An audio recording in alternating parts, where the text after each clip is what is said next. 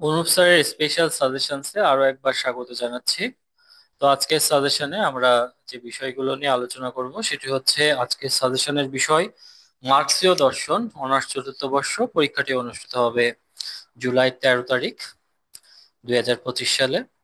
তো ক বিভাগের যে গুরুত্বপূর্ণ প্রশ্নগুলো রয়েছে: কার্ল মার্কসের জীবনীকাল 1818 সালের 5 মে থেকে 1883 সালের 14ই মার্চ। কার্ল মার্কস জার্মানির প্রুশিয়ার রাইন অঞ্চলের ট্রিয়ার শহরের জন্মগ্রহণ করেন। কার্ল মার্কস বস্তুবাদী দার্শনিক। তিনি জার্মান দার্শনিক। কার্ল মার্কসের পুরো নাম কার্ল হেনরিক মার্ক। এঙ্গেলসের পুরো নাম ফ্রেডরিক এঙ্গেলস। ফয়ারবাখ ছিলেন কার্ল মার্কসের একজন পূর্ববর্তী দার্শনিক। তিনি যান্ত্রিক বস্তুবাদের প্রবর্তক। তাহলে তিনি একজন বস্তুবাদী দার্শনিক ছিলেন। কার্ল মার্কস এবং এঙ্গেলসের মধ্যে সম্পর্ক ছিল সহকর্মী এবং বন্ধু। তিনজন জার্মান দার্শনিক: কার্ল মার্কস, হেগেল, ফয়ারবাখ। হেগেল কোন ধরনের দার্শনিক? ভাববাদী দার্শনিক। দান্দিক দান্দিক যুক্তিবাদের সূত্রপাত করেন হেগেল যুক্তিবিদ্যার। কার্ল মার্কসের বিজ্ঞানটি সাম্যবাদী বিজ্ঞান ছিল। মার্কসের দর্শনের তিনটি উৎস ছিল: ধ্রুপদী জার্মান দর্শন, ফরাসি ইউরোপীয় সমাজতন্ত্র, ব্রিটিশ রাজনৈতিক অর্থনীতি। দান্দিক বস্তুবাদের তিনটি মৌলিক নিয়ম, যথা বিপরীত ঐক্য নিয়ম, পরিমাণগত পরিবর্তন নিয়ম, নীতিকরণ নিয়ম। দাস সমাজের দুটি শ্রেণী: আত্মসচেতন শ্রেণী, অনাত্মসচেতন শ্রেণী। দান্দিক প্রক্রিয়াগুলো ছিল থেসিস, অ্যান্টিথেসিস এবং সিনথেসিস। ওয়েজ গ্রন্থের রচয়িতা Karl Marx. Labour and capital গ্রন্থের লেখক Karl Marx. Economic and philosophic manuscript গ্রন্থের লেখক কার্ল মার্কস। অ্যান্টিডিউরিং অ্যান্টিডিউরিং গ্রন্থটির অ্যান্টিডিউরিং গ্রন্থটির লেখক এঙ্গেলস। দ্য কমিউনিস্ট ম্যানিফেস্টো গ্রন্থটি কার্ল মার্কসের। দ্য পভার্টি অফ ফিলোসফি গ্রন্থটির লেখক Karl marks. German ideology Karl Marx. Das capital Karl Marx. Communist manifesto Karl Marx. The Holi family Karl Marx এবং এঙ্গেলস যৌথভাবে লিখেছিলেন। উদ্বৃত্ত মূল্যতত্ত্ব আলোচনা করেছেন দাস ক্যাপিটাল নামক গ্রন্থে। কার্ল মার্কসের দুটি গ্রন্থ: on the Jews question and the Das capital.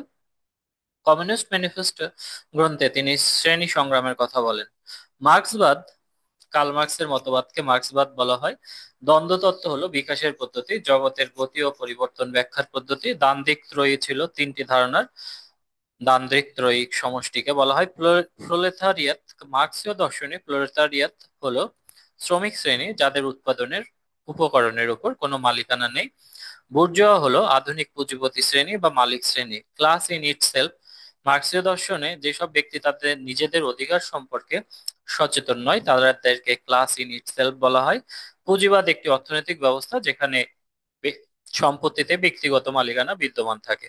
বৈজ্ঞানিক সমাজতন্ত্র কার্ল মার্কসের মতে বৈজ্ঞানিক সমাজতন্ত্র যেখানে সম্পত্তিতে ব্যক্তিগত মালিকানা থাকবে না, এটি একটি শ্রেণীহীন, শোষণহীন এবং সমাজ প্রতিষ্ঠিত হবে। উদ্বৃত্ত মূল্য তত্ত্বের সূত্রটি হচ্ছে: উদ্বৃত্ত মূল্য তত্ত্ব সমান দ্রব্যে বিক্রিত মূল্য বিয়োগ শ্রমিকের মজুরি। শ্রম বলতে বোঝায় উৎপাদন কাজে নিয়োজিত প্রতিটি মানুষের কাজকে শ্রম বলা হয়। শ্রম বলতে শারীরিক পরিশ্রমকে বোঝায়। শ্রেণী সংগ্রাম কি? পুঁজিবাদী সমাজে নিজেদের স্বার্থ নিয়ে মালিক শ্রমিক শ্রেণীর মধ্যকার দ্বন্দ্বকে শ্রেণী সংগ্রাম বলা হয়। মার্ক্সের দর্শনের চেতনা হচ্ছে বস্তু জগতের প্রতিফলন। বুর্জোয়া হলো আধুনিক পুঁজিপতি শ্রেণীর যারা উৎপাদন যন্ত্রের মালিক। তান্ত্রিক বস্তুবাদের প্রবর্তক কার্ল মার্কস। মার্ক্সবাদের প্রতিষ্ঠাতা কার্ল মার্কস। দান্তিক যুক্তিবিদ্যার প্রতিষ্ঠাতা কার্ল মার্কস। বৈজ্ঞানিক সমাজতন্ত্রের প্রতিষ্ঠাতা কার্ল মার্কস। বস্তুবাদী দর্শনের প্রতিষ্ঠাতা ফয়ারবাখ। দান্দিক বস্তুবাদের জ্ঞান তত্ত্বের প্রবক্তা কার্ল মার্কস। শ্রেণী সংগ্রাম তত্ত্বের প্রবক্তা কার্ল মার্কস। দান্দিক বস্তুবাদের প্রবক্তা কার্ল মার্কস। ঐতিহাসিক বস্তুবাদের প্রবক্তা কার্ল মার্কস। বৈজ্ঞানিক সমাজতন্ত্রের প্রতিষ্ঠাতা কার্ল মার্কস এবং প্রবক্তার মধ্যে রয়েছে কার্ল মার্কস এবং এঙ্গেলস। এখান থেকে প্রত্যেকটা প্রশ্নই গুরুত্বপূর্ণ। উক্তি সময়ের মধ্যে মানব সমাজের ইতিহাস, শ্রেণী সংগ্রামের ইতিহাস কার্ল মার্কস বলেছেন। মানুষ নিজেই নিজের ইতিহাসের রচয়িতা কার্ল মার্কস।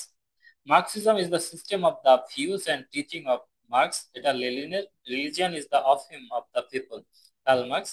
তিনি ধর্মকে আফিমের সাথে তুলনা করেছিলেন। জগতের সবকিছুই প্রাকৃতিক, প্রত্যেকে যোগ্যতা অনুযায়ী কাজ করবে এবং ভোগ করবে। সবগুলো উক্তি কার্ল মার্কস, এবং এইটা গুরুত্বপূর্ণ। এই যাবৎ মানব সমাজের ইতিহাস, শ্রেণী সংগ্রামের ইতিহাস কার্ল মার্কস।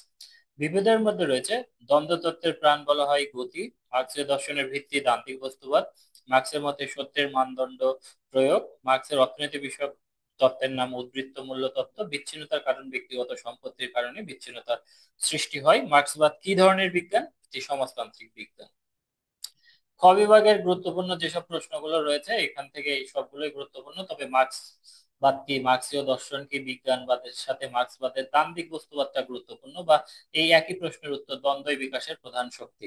ঐতিহাসিক বস্তুবাদ গুরুত্বপূর্ণ, শ্রেণী সংগ্রাম তত্ত্ব গুরুত্বপূর্ণ, দর্শনের কাঠামো এবং উপরিকাঠামো এটা গুরুত্বপূর্ণ, ধারণাগত এবং প্রত্যক্ষগত জ্ঞানের মধ্যে পার্থক্য, সমাজ বিপ্লব, দ্বান্দ্বিক বস্তুবাদী জ্ঞান তত্ত্ব।